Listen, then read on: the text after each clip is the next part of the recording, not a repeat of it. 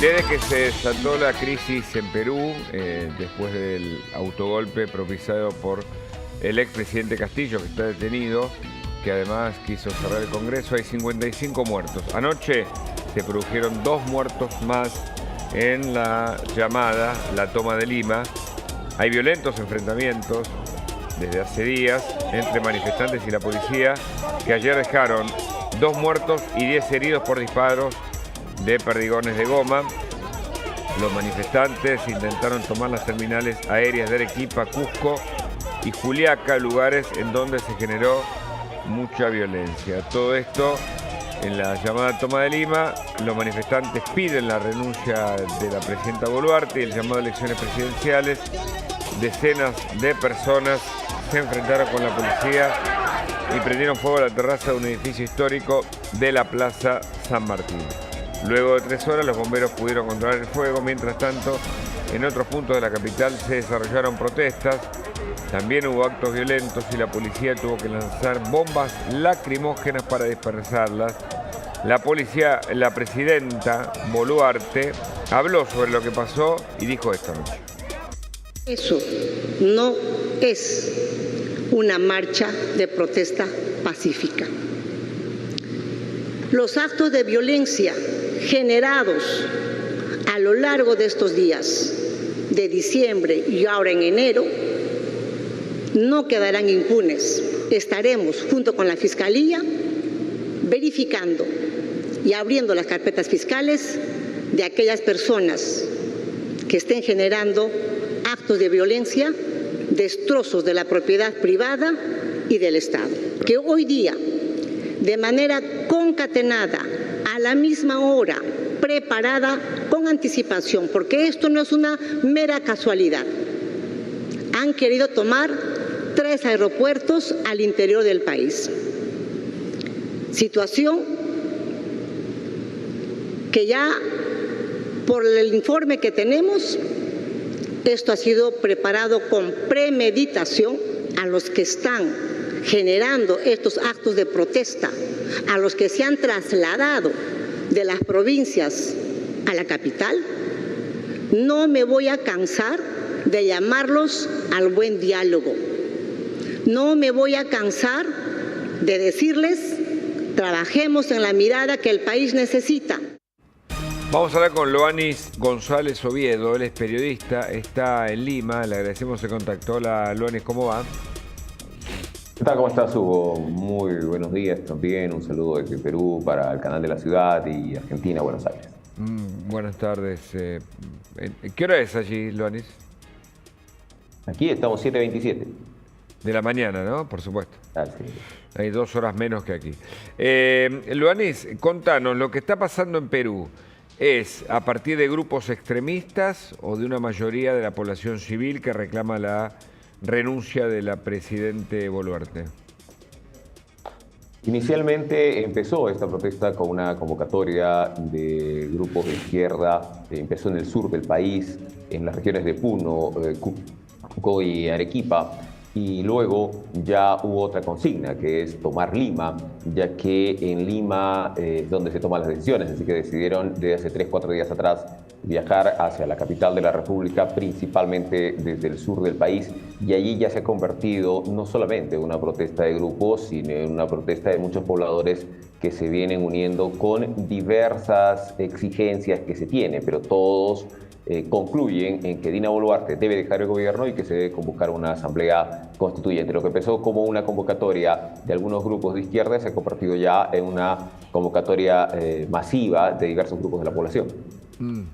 Esta crisis política comenzó con el intento de golpe de Castillo y está relacionada con la fragilidad con la que Castillo asumió el gobierno y su propia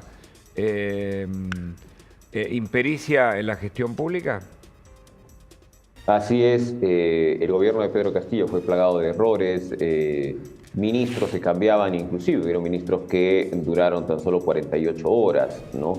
Y luego también una sucesión de cambios sobre denuncias de corrupción y bueno, como todos sabemos, terminó en un fallido golpe de Estado. Castillo perdió también el respaldo de Perú Libre, que fue la agrupación política que lo llevó al gobierno. Él renunció también a Perú Libre y además se fraccionó Perú Libre en otras pequeñas bancadas, de tal manera que no tuvo el respaldo suficiente y tampoco tuvo la pericia necesaria para manejar el país y la crisis política y sobre todo los golpes que tuvo el fujimorismo hacia su gobierno desde el primer día que ganó las elecciones.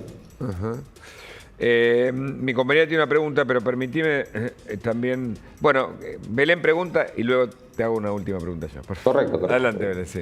Buen día. Bueno, sí, básicamente quería consultarte cómo fue la previa en términos económicos, ¿no? Porque la información que llega a la Argentina, bueno, de un Perú que tiene cierta independencia en su moneda, en el Banco Central, con algún crecimiento en este 2022, ¿cómo viven la situación económica quienes habitan ahí el país?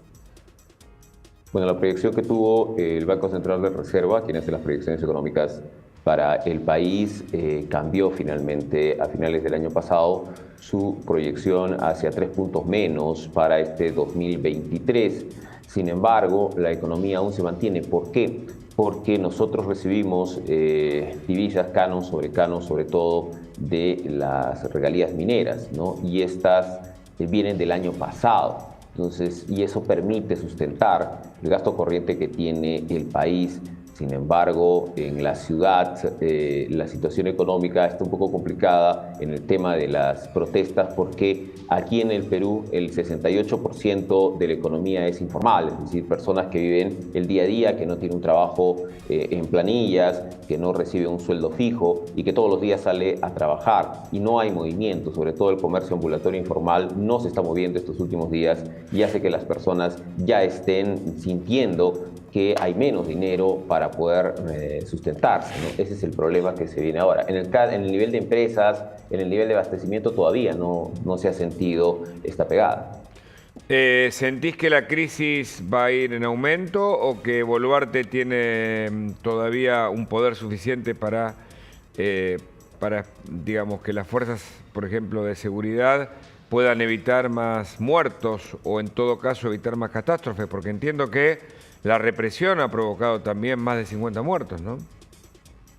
Así es, 50 muertos oficiales que tiene el gobierno, sin embargo, el conteo puede ser mucho mayor, que se da con informaciones de los propios hospitales, del propio centro de salud, porque la protesta no solamente está en Lima, sino también está en todo el sur del país. En el caso de Arequipa, también una persona fallecida en el fallido intento de la toma del aeropuerto Rodríguez Bayón, el aeropuerto internacional, y hay otras ciudades que también reportan personas fallecidas, así que esta cifra, lógicamente, va a subir. Ahora, sobre el tema de Dina Boluarte, ya ha manifestado, como bien ustedes iniciaban este reporte, que no va a renunciar y va a poner allí todo el rigor de las Fuerzas Armadas, de la Policía Nacional. Recordemos que estamos en estado de emergencia, pero va a seguir llegando personas. Siguen del sur, ayer y hoy siguen viajando personas hacia la capital de la República. Es decir, hay mucho más personas que se están uniendo y se ven rebasadas con las fuerzas de la Policía Nacional. Hay 12.000 policías y también el Ejército custodiando entidades del Estado, pero esto es paliativo. Ya también señaló el ministro del Interior con el ministro de Defensa que solamente van a hacer una labor de resguardo y que no están utilizando armas de fuego, sino perdigones y también gases lacrimógenos. Pero esto no va a aguantar demasiado. Ya se ha visto en algunos puntos que la Policía Nacional ha tenido que retroceder y resguardarse. En el sur hay comisarías que han sido abandonadas y los policías han tenido que replegarse hacia los cuarteles del Ejército. Ese es el panorama y yo no creo que pueda durar mucho más si siguen llegando personas del interior del país. O sea que hay una amenaza de guerra civil prácticamente, entonces. Todavía no se ha dado, pero creo que se puede llegar a ello porque sí, también la policía, hay que decirlo, ha detectado en sus detenciones armas hechizas, es decir, armas de fabricación artesanal y también algunas bombas molotov que se les lanzan a los efectivos del orden. ¿Qué responsabilidad tiene Castillo y cómo está su estado de salud? Está detenido, entiendo. No me acuerdo bien el lugar, pero ¿nos recordás, por favor? Sí, está detenido un poco más de un mes. en la sede de la DIROES, que es un centro de detención para autoridades. Allí también está el expresidente Alberto Fujimori y ahora se encuentra el expresidente Pedro Castillo.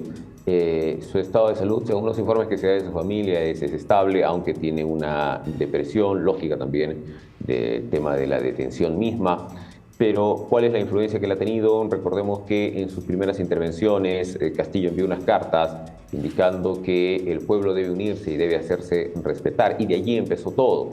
Primero era para que retorne Pedro Castillo, pero la idea de que retorne Pedro Castillo ya se ha diluido en el tiempo y ahora es que salga Dina Boluarte y convocar a una asamblea constituyente, previa renuncia también del Congreso de la República. Así que Pedro Castillo en este caso ya ha pasado a un segundo plano y ahora es la asamblea constituyente y la renuncia del Congreso y la renuncia de Dina Boluarte. Luanis, muchas gracias por el contacto. Vamos a seguir con atención a lo que está pasando. A ustedes las gracias, un saludo.